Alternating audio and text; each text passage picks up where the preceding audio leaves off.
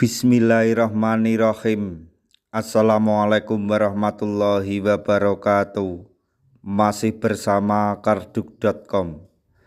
Pada video kali ini kami akan menyampaikan kabar penting yang datang dari Menpan RB terkait dengan pengangkatan tenaga honorer menjadi ASN tahun 2024, yaitu non-ASN dihapus. Ternyata ini syarat wajib dan masa kerja honorer menjadi P3K tahun 2024. Tapi sebelum kami lanjutkan, bagi rekan-rekan yang baru menemukan channel ini, tekan like dan subscribe-nya, dan juga tekan lonceng notifikasinya supaya nanti bisa mengetahui informasi terbaru terkait dengan pengangkatan tenaga honorer menjadi ASN tahun 2024. Sekarang, mari kita simak dan cermati penjelasan yang ada di video ini supaya nanti tidak gagal paham.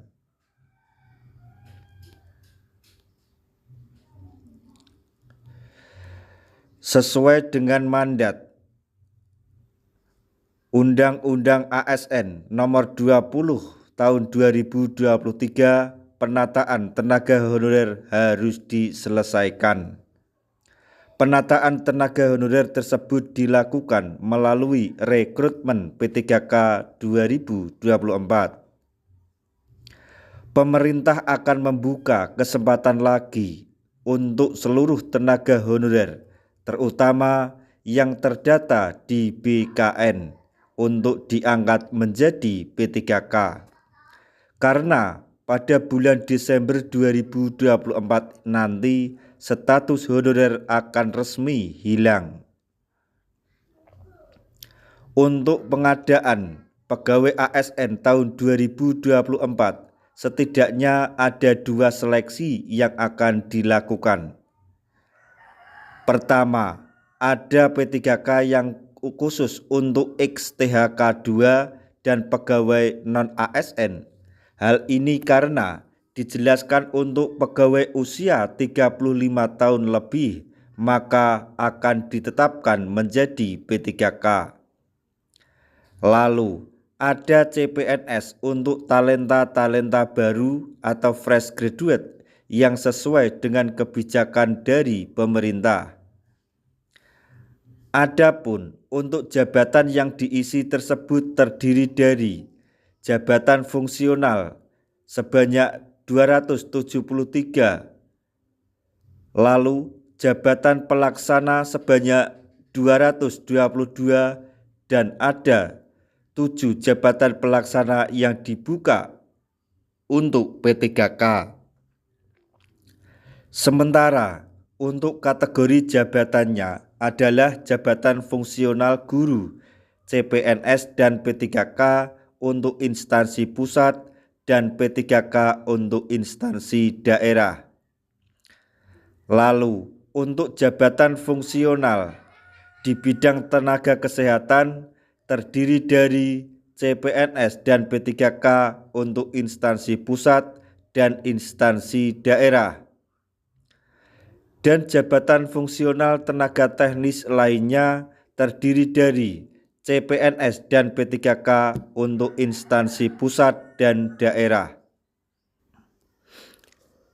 Bagi beberapa instansi pemerintah juga wajib untuk mengusulkan jabatan pendukung menguat peran APIP. Jadi, dapat disimpulkan bahwa arah dari kebijakan pengadaan CASN tahun 2024 antara lain sebagai berikut. 1. Fokus pada pelayanan dasar, yaitu tenaga guru dan tenaga kesehatan. 2. Seoptimal mungkin menyelesaikan permasalahan tenaga non-ASN di instansi pemerintah. 3. Merekrut talenta baru atau fresh graduate melalui seleksi CPNS. 4. mengurangi rekrutmen jabatan yang akan terdampak oleh transformasi digital. Kemudian, bagaimana skema mekanisme rencana seleksi ASN tahun 2024? Seleksi CASN pada tahun 2024 ini akan melalui CAT BKN. Hal tersebut dilakukan supaya transparan. Untuk CPNS nanti akan menggunakan nomor ambang, nilai ambang batas, dan passing grade. Seleksi P3K tahun 2024 akan disediakan kuota 1.005 untuk formasi khusus non-ASN atau honorer. Bagi yang memenuhi lowongan formasi nanti akan diangkat menjadi P3K penuh waktu. Sementara untuk yang tidak memenuhi lowongan formasi akan diangkat menjadi P3K paruh waktu. Nantinya akan dibuatkan kebijakan khusus berdasarkan mekanisme seleksi khusus untuk P3K paruh waktu diangkat menjadi penuh waktu. BKN sendiri nantinya tidak akan melakukan pendataan ulang karena hal tersebut dikhawatirkan tidak akan selesai. Kriteria pelamar dan pengisian formasi P3K secara berurutan bagi 1. XTHK2 atau terdaftar di database BKN melamar di instansi tempat bekerja.